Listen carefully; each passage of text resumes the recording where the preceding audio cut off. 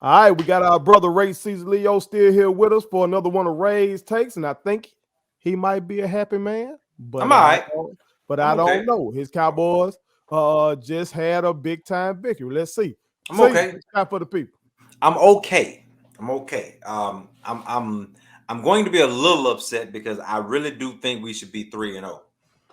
And with the Cowboys, if you're a Cowboys fan, you can't let up because as many as Cowboy fans are, they're Cowboy haters, and they're going to say your 2-1 is not as good as everybody else's 2-1. So we need to be 3-0. We can't be. That's just reality. I was very impressed with Trayvon Diggs in the win versus Philly. He is proving to me, because sometimes you have to prove it to me first. He's proven to me that he has what it takes to be an elite corner in this league. Um, and so I'm very impressed with him. Very impressed with Michael Parsons. The defense as a whole is night and day from what it was last year. Now, a lot of that was injuries, but it's also the fact that these guys buy into the system that is being presented to them. So kudos to the defense. Offensively, man, we got to learn how to put guys away, man. In the NFL, you have to put your foot on people's necks. That's what gets you to the next level. You're not going to be able to beat Green Bay and Tampa Bay if you cannot put guys away. And the 49ers, too, since my brothers are on this show with me. Put these guys away, man. Now, you see the final going across the bottom of the screen, 41-21. And you say, oh, well, what's the problem? Yeah, They that's did what put I them was away. No, they did not put them away. Philly put themselves away. Philadelphia, by the time the season is done, is going to be one of the worst teams in the NFL. So I don't want to talk about it. It's not about beating Philly. Philly was beat before they got on the field with us. They were already beaten. I'm not trying to beat Philly. I'm trying to beat Tampa Bay, Green Bay, LA, San Fran. In order to beat those guys, you have to, like we've been talking about in all the other segments, play 4 quarters of football. We have not done that yet. So we're not on that level where I want us to be.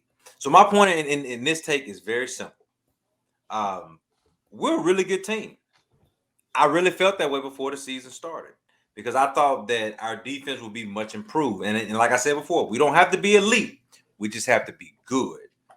I think they're proving it. They're a good defense. I think the offense is going to be this way as long as guys are healthy. That's the name of the game in the NFL. But in order for us to be elite, you got to put guys away. When you don't put guys away, like the Detroit Lions found out, when you don't put a team away, they are good enough to make history. When you don't put guys away, San Francisco shows you and you hand it off to a legend, bad things happen. When you're the Cowboys and you hand it off to a legend, bad things happen. Put teams away and you will find out that you can be one of the elite teams in the NFL. All the pieces are there, in spite of the coaching sometimes. We now have a quality win. We have a win that we were supposed to get. We need that second elite win to prove not just to me, but to prove to themselves that they have what it takes to be amongst the NFL's best. So who y'all got next week, man?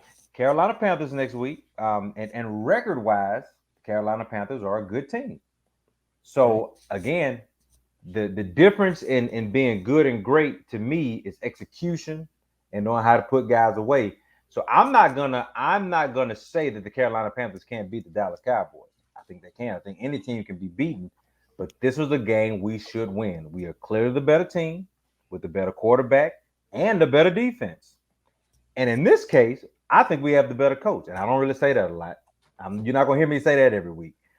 But this week or next week when we play the Panthers, we have the better coach. Mark that So down. so across the board, we should win the game. But we should and we do.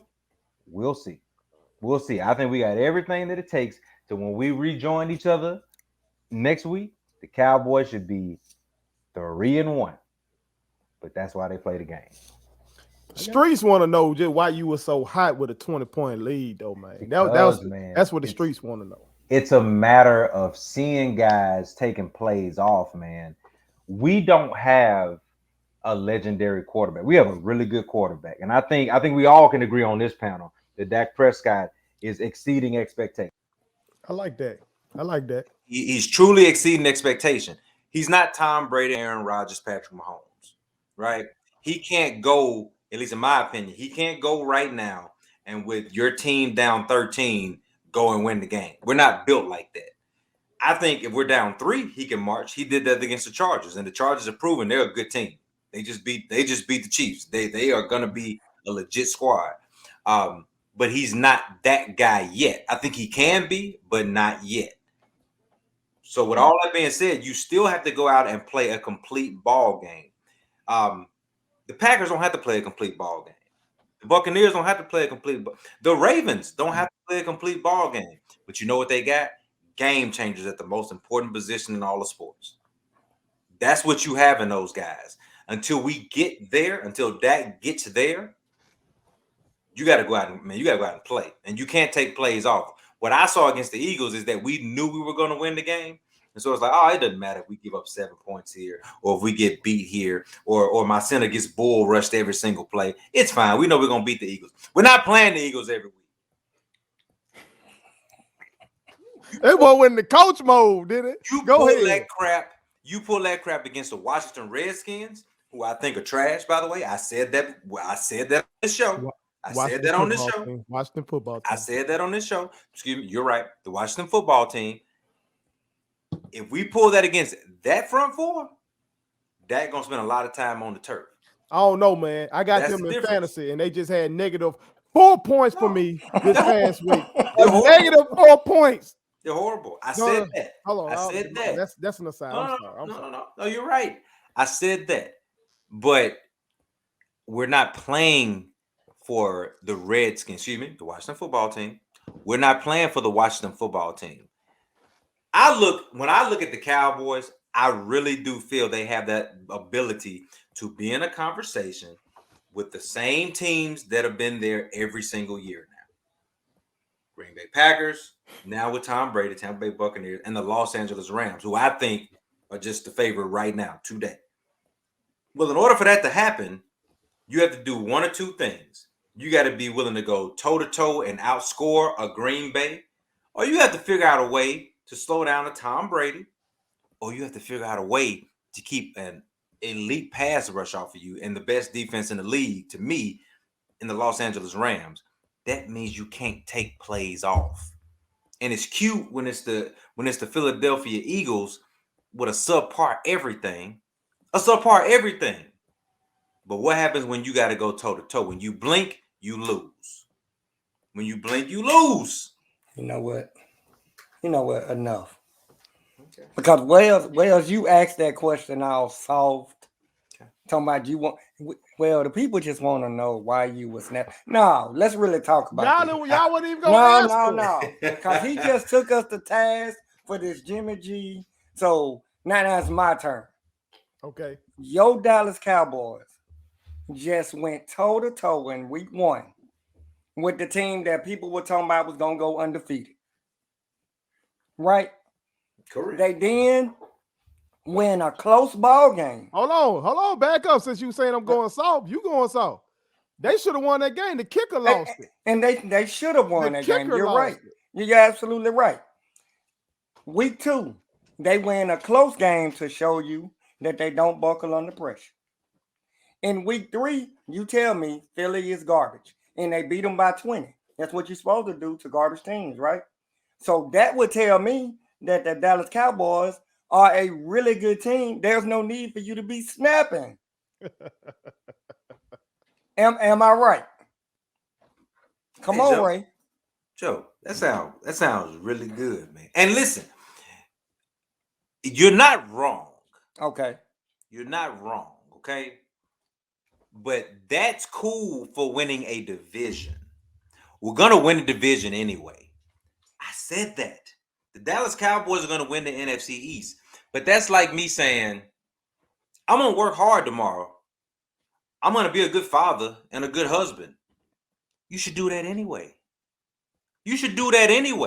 What I'm saying is, how are we going to win a championship? Hey, man, I'm tired of being good and having potential and showing promise and competing and going toe-to-toe and blah, blah, blah, blah, blah. Man, it's time to go and win meaningful game. Tonight was not a meaningful game. It was meaningful for me because I hate the filthy, stinking Eagles and don't ever want them to succeed at anything. And to any Eagles fan that watches this show, I'm talking about you. Oh.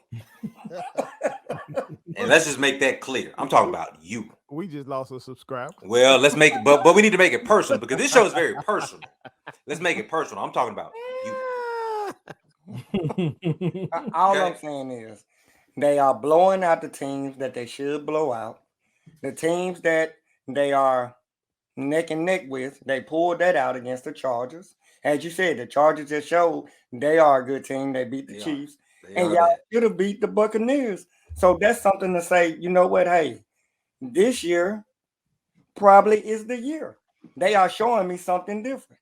Let's change that scroll, by the way, from Dallas destroyed Philly to Dallas beat Philly. We didn't destroy. If we destroyed them, they would not have 21 points. Well, They would not have 21 points, man. Y'all beat them by 20. Let him make it. Y'all beat them by 20. Too much, Boy, we were Cowboy supposed Nation. to beat them by 20. Cowboy Nation, I need y'all to chime in because I don't think the rest of y'all Cowboy Nation feel like my brother Ray sees Leo. Because I had the time to kind of peruse social media a little bit over here since we've been taping. And during the game, my young boy Brandon Weatherspoon, who's a Cowboy fan, he texted me, "We looking good tonight. We playing some good football." And the other guys in Cowboy Nation, they happy because I don't think they have as lofty expectations as you do, Ray. Yeah. So you old enough to remember the triplets and the 3 Super Bowl. Like Brandon Weatherspoon, y'all ain't never won nothing since he been alive. So he's happy right now. I just know what windows look like. I know when you have pieces, you have a finite window to get it done. This is not as long as Dak plays for the Cowboys, you're going to be competitive. So you're looking at them other guys. Trevor, on your defensive side, yeah, your good players are young. But on your offensive side, like your these guys are aging out. Your the offensive line is phasing out. Getting on up there, right? In running back years, yeah, it's dogs. You have to strike while the iron's NBA, hot. Excuse me, NFL. You have to strike while the iron's hot. Dak said it in one of his interviews. He's like, I understand that we have something special. Now that sounds crazy because you're like, man, these guys were trash last year. But he sees it. He sees that you have key guys at key positions to get the job done. But it's enough talking. These guys have had key guys in key positions since Dak and Zeke were rookies. Okay. Dak almost 30. I have nothing for the line because the line is aging. But as far as running back, you got Pollard. He's young. I know Amari's aging, but you got CD Lamb now. I agree. Remember when Dez Bryant played in the NFL? Remember when? We were promising. Yeah, but he don't play that now. Remember, because we were promising then, right? Is this that? Yeah. Remember when? Yeah, this is just remember when. Is that flash from the past? Something wrong. Are we talking about that? Like the Dez called it? Yeah, all that. Remember when we had Tony Romo? Remember when we had DeMarcus Ware? Remember the time. Do you remember the time? That's a slap. That's slap right there. Remember the time. Shout out to the GOAT, Mike Jackson. Well, that's history. That's a Mike Jackson album, by the way. That's history. I want to talk about today. Today, the Cowboys are really good. I said they would be, but I'm tired of being really good. Now it's time to be great. And what does it take to be great? To go out and hang 50 on Philly and don't let them score 3 touchdowns. That's disrespectful. The Philadelphia Eagles do not deserve to hang 21 points on anybody. So you saying 50-7. 50-7. You hang 50-7. I come on this show and I say, you know what? Man, Cowboy ready, man. Those Cowboys. However you want me to say it. If you want me to say it properly, those Cowboys are ready. If you want me to say it how I want to say it, but hey, Philly Cowboy is ready. an NFL team, right? I understand that, but they the Eagles. Y'all were giving up 30 last year, and y'all dropped it down to 21. That's a progression. I don't care about any of that. What I care about is knowing that when January rolls around, Philly won't be there. When January rolls around, Philly will already be discussing who they're going to take with their top 5 pick. So I don't care what that looks They like. being so disrespectful to Philadelphia right now. What I care about is What up, in McMill? January.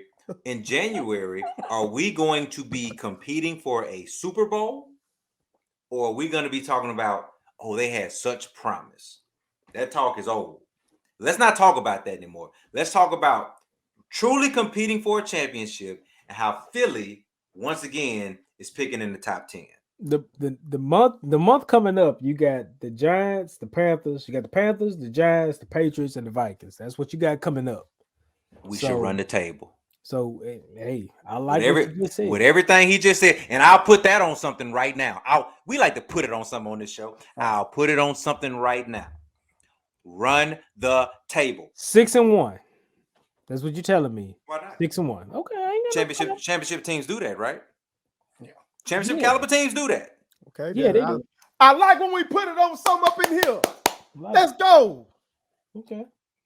Ain't no problem. They ain't no Better problem. y'all chime in with us, Cowboys Nation specifically, and tell us if y'all share Ray Cesar Leo's sentiment.